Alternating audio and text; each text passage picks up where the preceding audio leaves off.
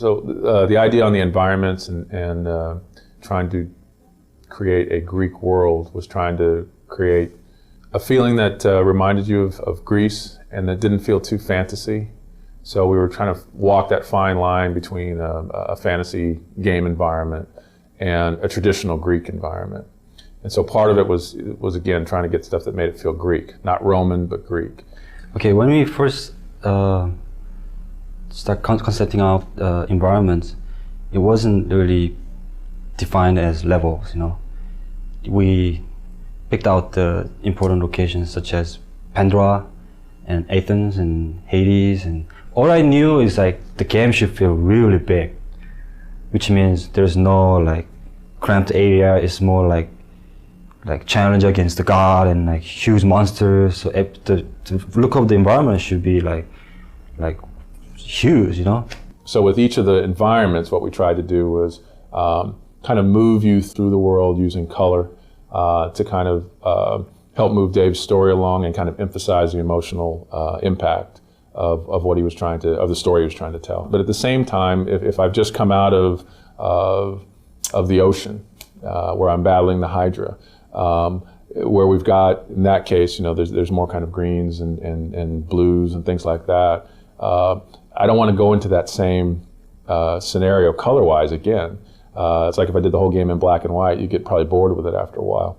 So one of the interesting aspects, especially in the Pandora section, was a lot of times you'll see multiple iterations on statues as well. And one of the reasons was that one of David's idea was he wanted those statues to come to life, whether it was Atlas or Poseidon rising out of the water. The things that were in that environment, the objects, the architecture, those types of things reflect what was going on again with David's story. So in Pandora, as an example, that whole sequence is about an architect who in David's mind is basically gone mad. And so the idea was the structures, the traps, the visual look of that should begin to reflect kind of a madman in some instance.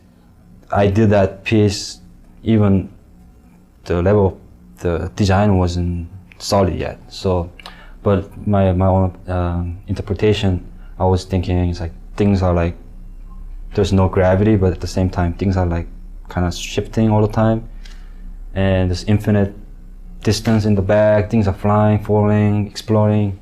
The Mountain Olympus, that one particularly, it's not for the game art. It's more like, okay, we want to talk about Mountain Olympus, so where's the image? That kind of thing. The goal of the world of God of War was really to create a place that felt like, you know, a giant theme park ride, you know, or a giant set on one of these great high adventure movies, and places that you'd really want to explore and spend time in and really feel like you were having this grand adventure. And I think these guys, you know, week after week continually were able to come up with set pieces and ideas that they just top themselves constantly and continually, and they've really given us this great world to play in, and I think they did an amazing job, and I'm so grateful as a player that I get to actually play in this space.